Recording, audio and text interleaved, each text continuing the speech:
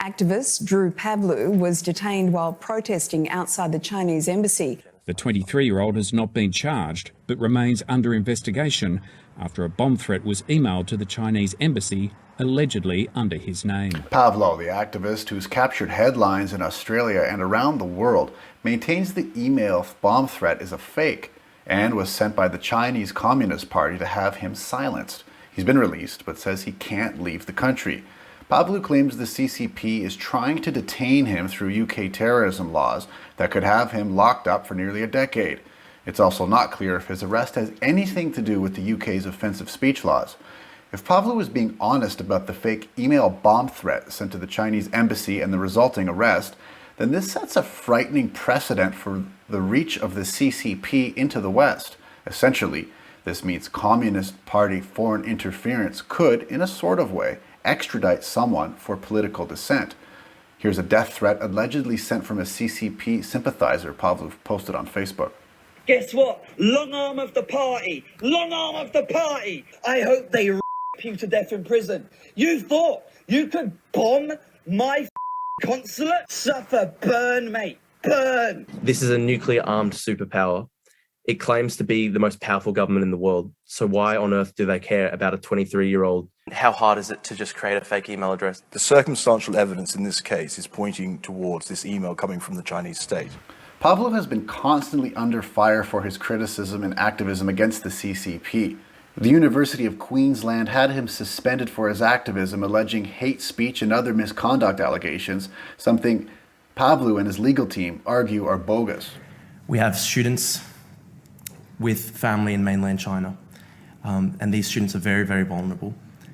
And there are multiple instances where students' families have been visited and threatened by Chinese state security members as a consequence of protesting either at the University of Queensland or other universities across Australia. So there's a huge problem when it comes to stifling free speech in this country. I think the fact that no one at the University of Queensland has ever been held account for what happened to me shows that they're almost, they see themselves above the law. They act with impunity. They believe that they don't have to follow the laws of this country. This ABC story shows similar evidence of this, a foreign superpower harassing protesters in Australia.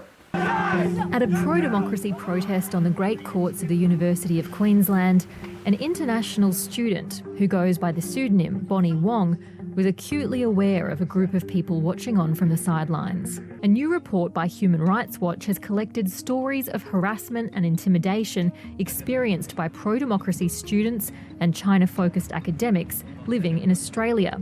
It's found that surveillance, or the fear of surveillance by the CCP and its sympathisers, is widespread and leading to significant self-censorship.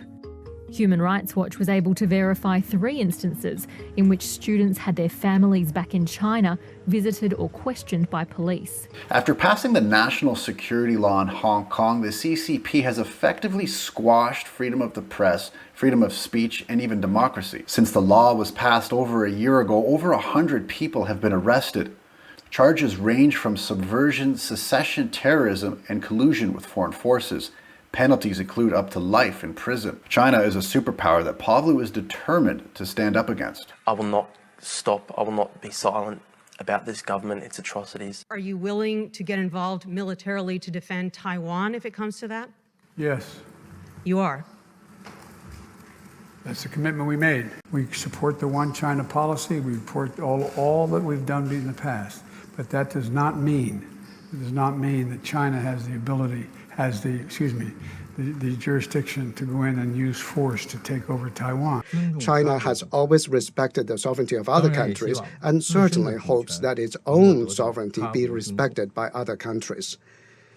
China is resolute and firm as rock in its will to safeguard national sovereignty. No one should underestimate the determination and ability of more than 1.4 billion Chinese people to defend its national sovereignty and territorial integrity. I hope the country concerned will see this clearly and not play with fire.